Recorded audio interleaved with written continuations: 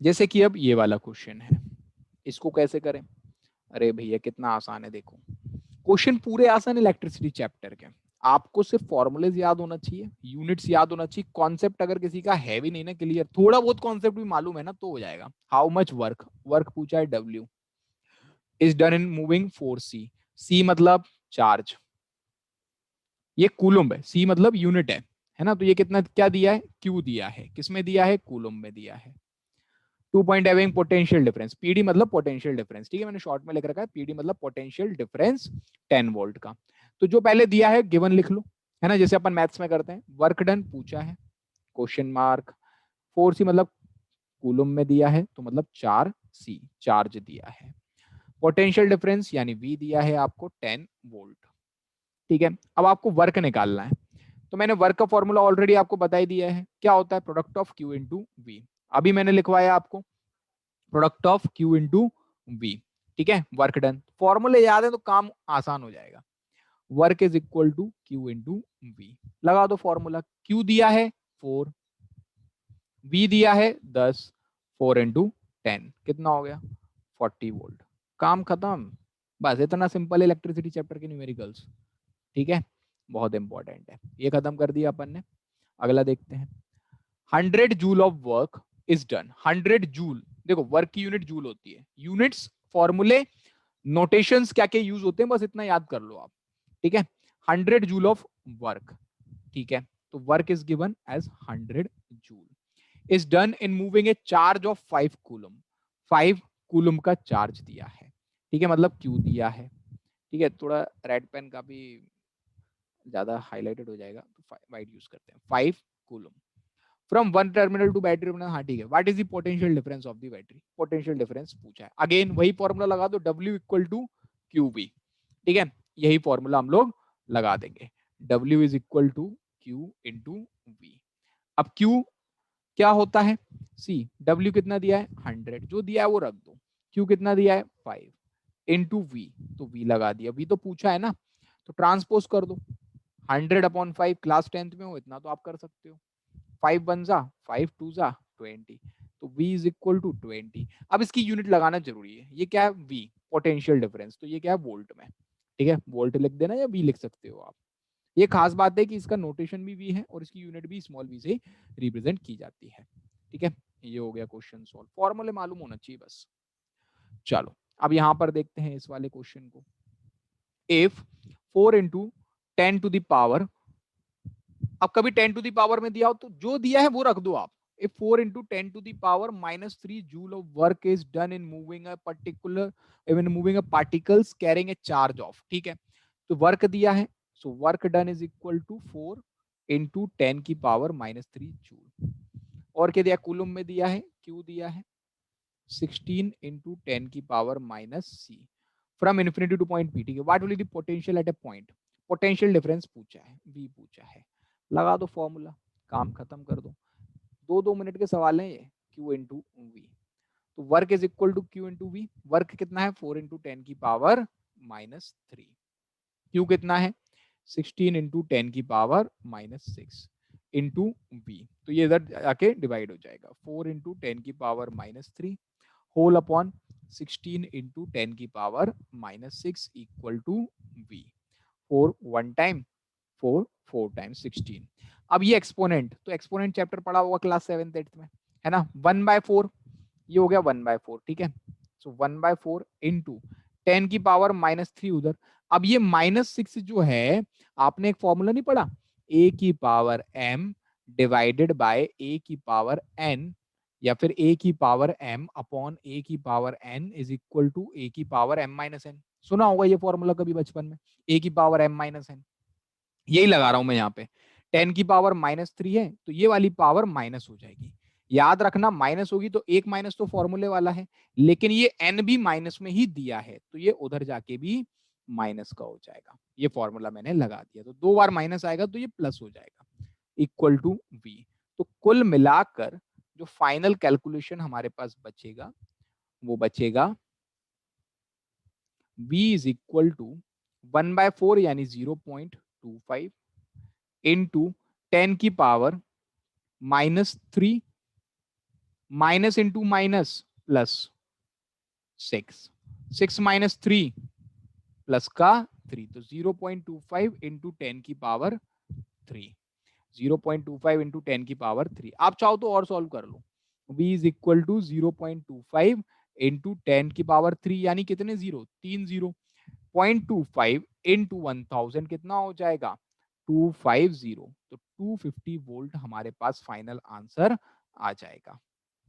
ठीक है, 25,000 होगा 2 डेसिमल प्लेसेस, तो ये फाइनल आंसर हमारे पास आ गया 250 वोल्ट। मैं आपको फिर से बता रहा हूँ, इस चैप्टर में या फिर 10th में तो काम में आता ही है, please revise this laws of exponents, कई बार कह चुका हूँ। ए की पावर m अपॉन ए की power n equal to A की पावर m माइनस n, कभी प्लस वाला भी आएगा तो इसको रिवाइज कर लीजिए, ये यहाँ पे जरूरत पड़ती है इन लोगों की। ठीक है, चलो अगला देखते हैं, calculate the work done. Again this is a question, आप चाहो तो आप खुद ट्राई कर लो, चलो आप ट्राई करिए, टाइम लीजिए और सॉल्व करने की कोशिश कीजिए।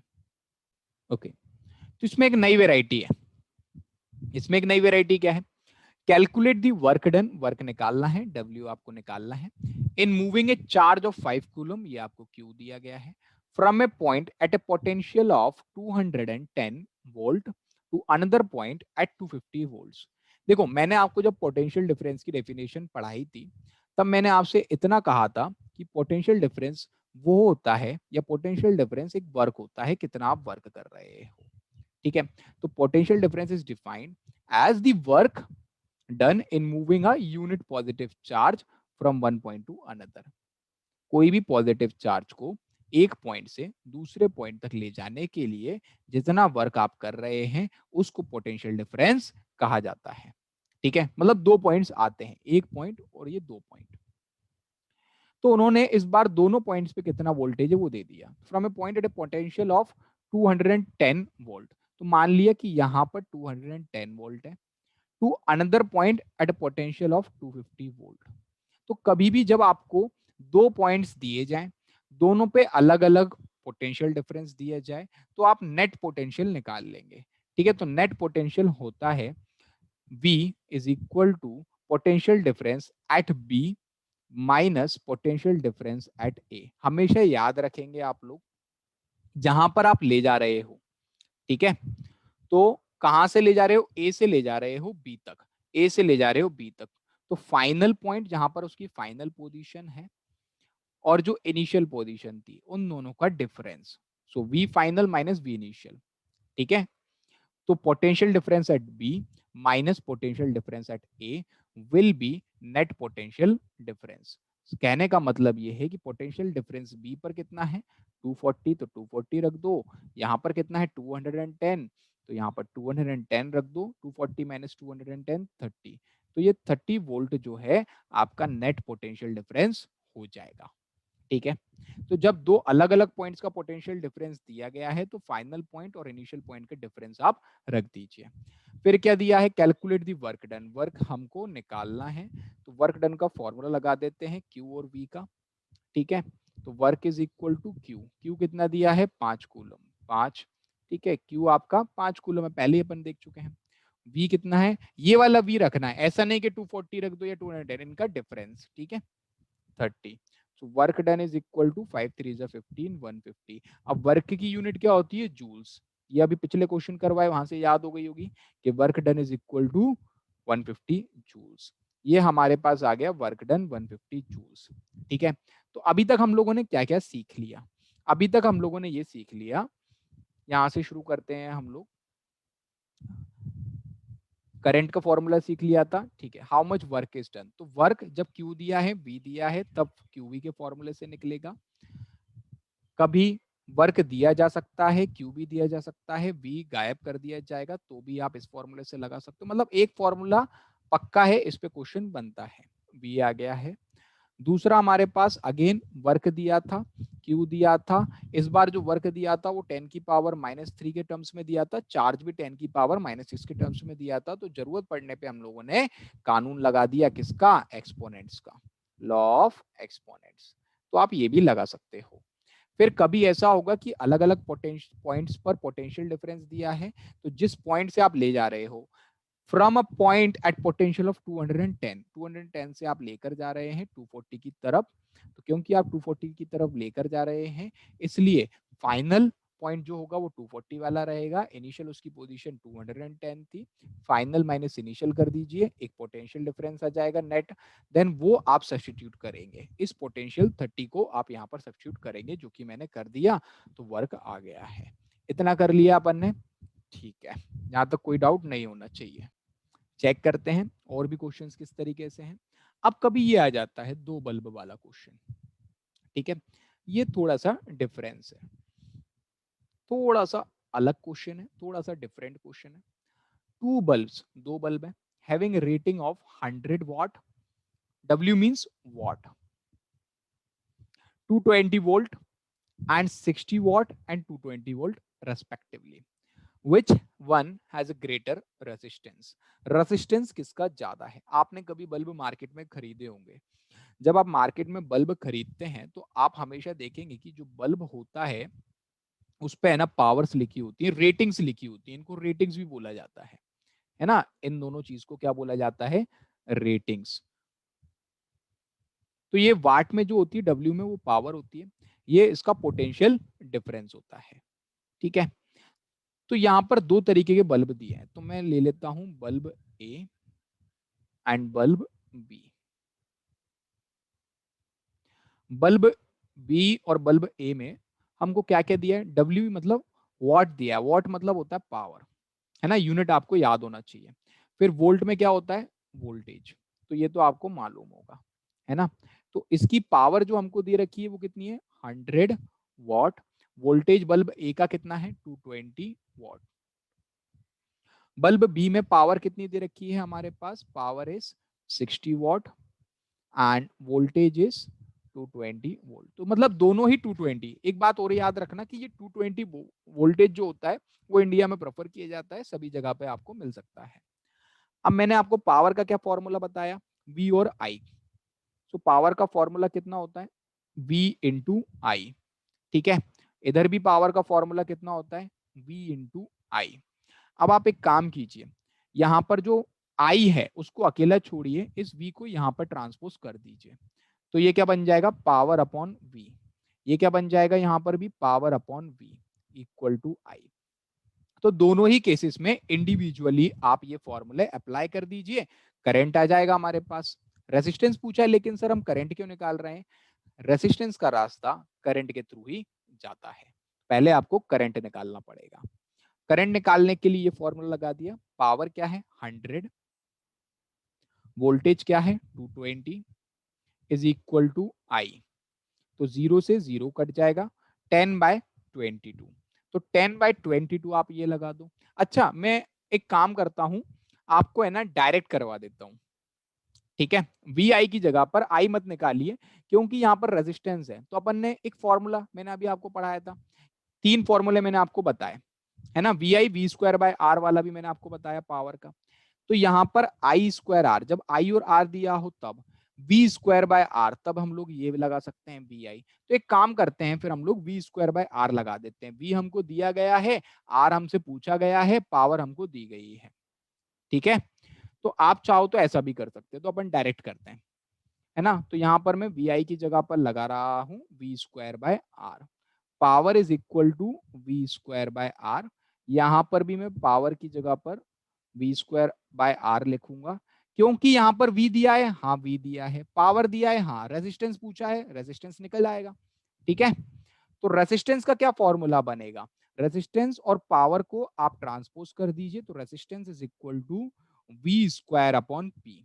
इधर भी क्या हो जाएगा? Resistance is equal to V square upon P.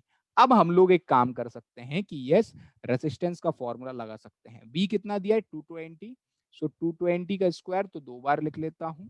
Power कितना दिया है? 100, तो उसको भी लिख लेंगे। यहाँ पर भी resistance is equal to V square यानी 220 वोल्ट, यहाँ पर भी दिया गया है 2 टाइम्स क्योंकि स्क्वायर है। पावर कितना दिया है? 60 दिया है। सॉल्व कर लेते हैं, तो ये जो रेजिस्टेंस आएगा वो ए का आएगा, ये जो रेजिस्टेंस आएगा वो बल्ब बी का आएगा। 1 2 1 2 22 का स्क्वायर याद होना चाहिए 484, इतना तो हो ही जाएगा। वैदिक मैथमेटिक्स में भी मैंने आपको सिखाया था कि किस तरीके से आपको स्क्वायर्स को याद रखना है।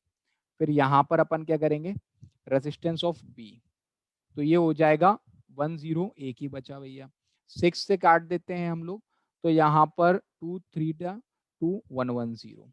अब ये 3 से कैंसिल आउट नहीं होगा, 11 इंटू 2 22 होता है 242, 10/3, तो मतलब कुल मिलाकर रेजिस्टेंस इन बी आ रहा है 3 8 जा 24, 0 3 6 जा 18, अगेन 6.7, 806.7।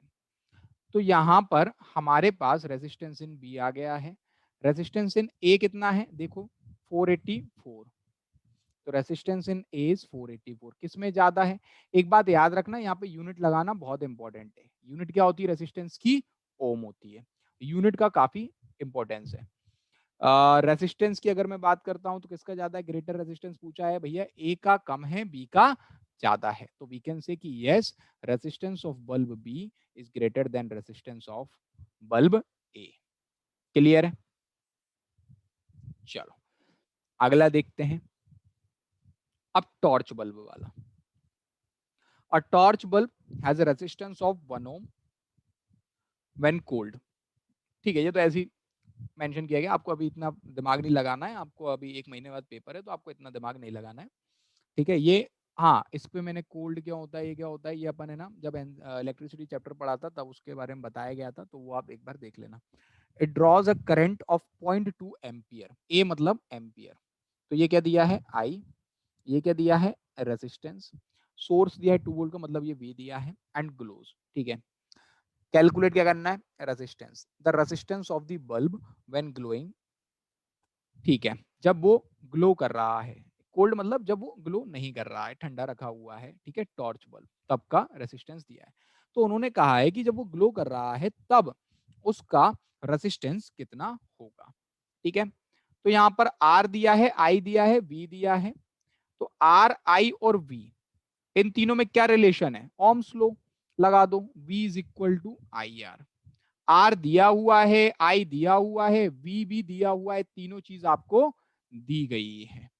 ठीक है, लेकिन ये जो आपको रेसिस्टेंस दिया है, ये जो आपको रेसिस्टेंस दिया है, वो कब का दिया है? जब वो ठंडा है, मतलब जो वो चालू नहीं है, ग्लो नहीं कर रहा है, तब का रेसिस्टेंस आपको दिया गया है। लेकिन पूछा कब का गया है? Resistance of the bulb when glowing, मतलब जब वो जल रहा है, जब वो चालू है, तब का रेजिस्टेंस पूछा गया है। मतलब कुल मिलाकर वोल्टेज तो हमारे पास सेम रहेगा, करंट फ्लो हो जाएगा, जब स्विच चालू होगा तो यही करंट डेवलप होगा, ये फ्लो करने लगेगा, इट ड्रॉज अ करंट। ठीक है, 0.2 एम्पियर।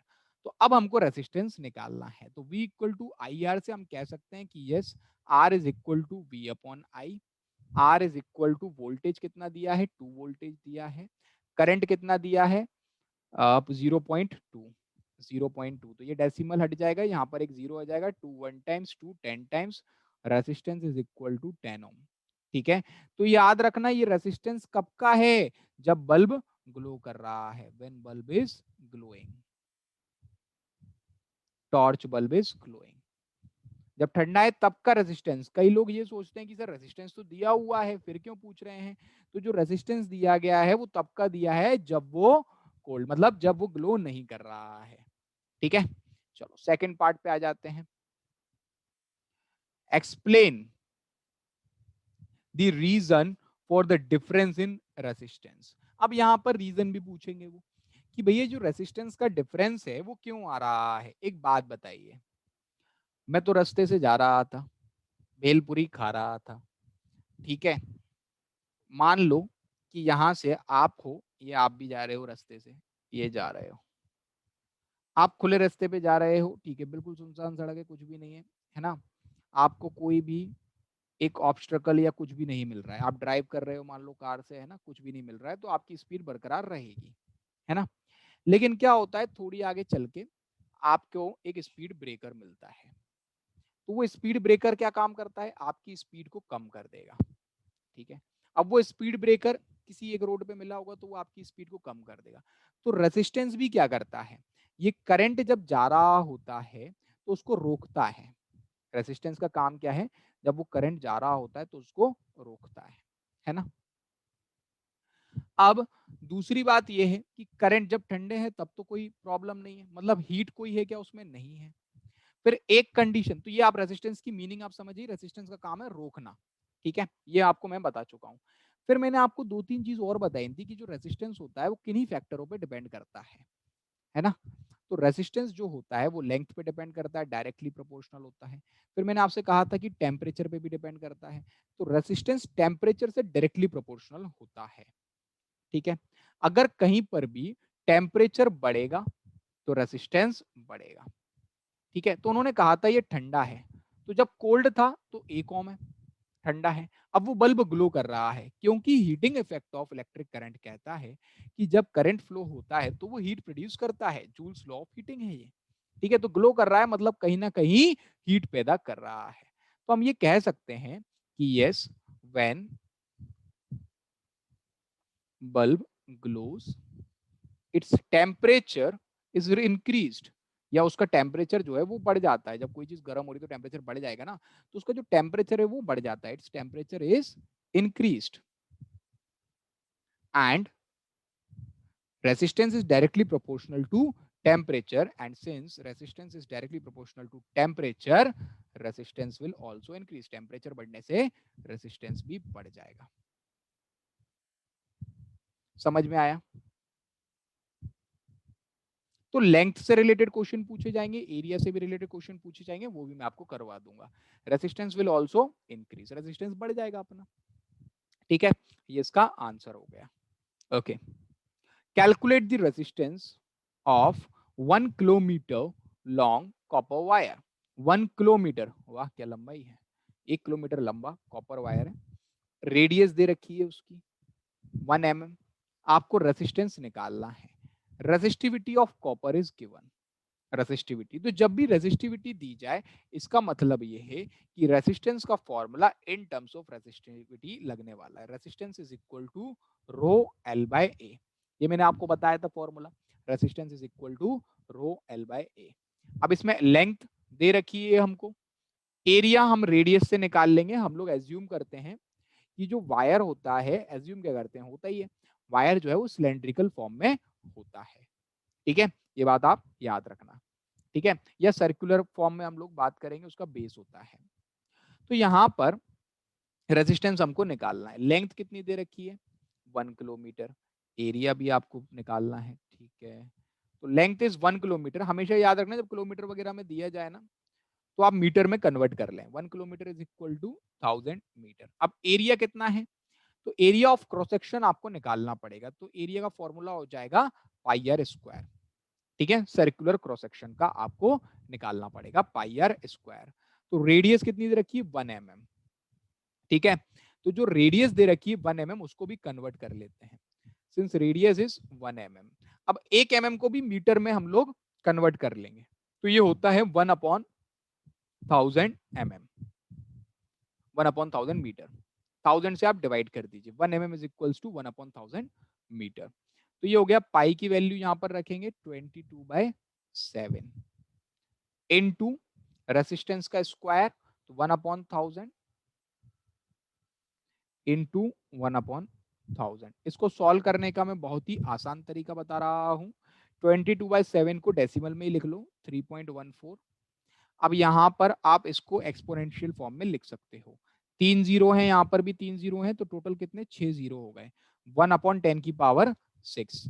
या फिर आप चाहो तो इसको लिख सकते हो 3.14 इंटू, इसको ऊपर भेज दो तो पावर जो है नेगेटिव हो जाएगी 10 की पावर -6। तो ये एरिया आ गया किसमें, मीटर स्क्वायर में। लेंथ आ गई हमारे पास, एरिया आ गया हमारे पास। एक काम करते हैं, अब जल्दी से फॉर्मूला लगा देते हैं, ठीक है। तो रेजिस्टेंस निकालना है, रेजिस्टिविटी आपको 1.72 दे रखी है, रो यानी 1.72 ये दे रखा है, इनटू 10 की पावर -8 क्वेश्चन में ही दिया है। लेंथ 1000 है, 1000 को मैं 10 की पावर 3 भी तो लिख सकता हूं, है ना, मैं एक्सपोनेंशियल फॉर्म में कर रहा हूं पूरा, तो इसको मैंने 10 की पावर 3 लिख दिया है, upon 3.14, area of cross section 3.14 into 10 की पावर -6। अब इससे फायदा ये होगा, जब आप एक्सपोनेंशियल फॉर्म में करते हैं तो यहाँ पर ये तीन चीज जो है इसमें आप लॉ ऑफ एक्सपोनेंट लगा सकते हैं, ठीक है, तो आसान हो जाएगा। फिर बचता क्या है 1.72 3.14, तो ये कट जाएगा डेसिमल से डेसिमल। फिर एक बात बताइए 1.72 और 314 को भी आप काटोगे ना तो 2 वगैरह से आप काट दीजिए एंड आसान हो जाएगा। चलिए तो यहाँ पर हम लोग सॉल्व कर लेते हैं। Resistance is equal to 2 times करूंगा सो 2 8 16 1 12 2 6 12, 2 से करूंगा तो 2 15 टाइम्स 30 1 14 7 टाइम्स। अब यहां पर 86 अपॉन 157 आ रहा है इनटू ऊपर पावर है a की पावर m इंटू a की पावर n ऐड हो जाती है तो ये हो जाएगा 10 की पावर -8 प्लस का 3 अपॉन 10 की पावर -6। तो -8 प्लस 3 कितना हो जाएगा हमारे पास माइनस का 5, तो मैं इसको डायरेक्ट लिख रहा हूं माइनस का 5। अब मैंने आपको बताया था अगर नीचे वाले एक्सपोनेंट की ऊपर ट्रांसपोज किया जाता है तो पावर पॉजिटिव हो जाती है, नेगेटिव से पॉजिटिव, पॉजिटिव से नेगेटिव। तो ये हो जाएगा resistance is equal to 86 upon 157 into 10 की पावर -5 इंटू 10 की पावर +6। फिर से आप इनको ऐड कर दीजिए, -5 + 6 हो जाएगा 6 - 5 1 बचेगा, मतलब रेजिस्टेंस जो बचेगा वो बचेगा 86 अपॉन 157 इंटू 10 की पावर 6 - 5 1, 10 की पावर 1 मतलब 10 अकेला। अब 86 इंटू 10 करेंगे तो कितना हो जाएगा 860। सो 860 अपॉन 157 फाइनल रेजिस्टेंस होने वाला है। अब 860 अपॉन 157 करोगे तो लगभग लगभग आपको 5 पॉइंट समथिंग मिलेगा, 5.5 मान लेते हैं, है ना, 5.5 ओम। तो ये आपका आंसर है, आप कैंसिल कर लेना इनको, 5.5 ओम के आसपास, 5.4 के आसपास आएगा तो उसको मैं 5.5 ओम लिख रहा हूं, ठीक है। तो ये रेसिस्टेंस आ गया। फिर से मैं आपको बता रहा हूं मैंने क्या क्या किया है।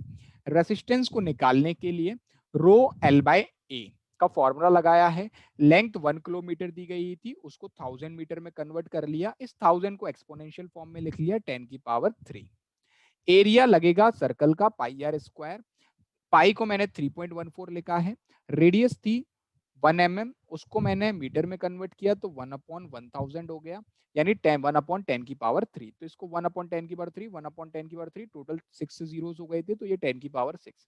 एक्सपोनेंशियल फॉर्म से 10 की पावर 6 को ऊपर भेजने पर ये माइनस का पावर हो जाएगा 3.14 इंटू 10 की पावर -6। हमारे पास फाइनली एक एरिया आ जाएगा मीटर स्क्वायर में। देन हम लोग फिर से यही फॉर्मूला लगाएंगे, resistance is equal to rho L by A. Rho कितना दिया था 1.72 इंटू 10 की पावर -8, तो वो रख दिया हम लोगों ने, इंटू एल, ये 10 की पावर 3 एल है, नीचे एरिया रख दिया जो अभी यहाँ पर कैलकुलेट किया था। इसको सिंप्लीफाई किया, यहाँ पर -8 और 3 ए की पावर m इंटू ए की power n which is equal to A की पावर m प्लस n। इस एक्सपोनेंट के लॉ को मैंने यूज किया है। 10 की पावर 3 10 की पावर -8, तो -8 प्लस 3 कितना हो जाएगा माइनस का 5। -6 था यहाँ पर ये एज इट इज, लेकिन ये ऊपर जाएगा तो ये प्लस का 6 हो जाएगा, 6 - 5 1 बचेगा, कुल मिलाकर 860 अपॉन 157 बचेगा, 5.5 ओम आंसर आ जाएगा। तो ये वाला पार्ट भी हम लोगों ने कर लिया। जो भी आपको परेशान करता है कि सर एक्सपोनेंट्स में, है ना, सॉल्व करने में किसी किसी को प्रॉब्लम होती है, तो ऐसे बच्चे जिन्होंने 8th क्लास में एक्सपोनेंट्स को स्किप नहीं किया था उनको प्रॉब्लम नहीं होगी, जिन्होंने कर दिया था उनको प्रॉब्लम होने वाली है। चलो।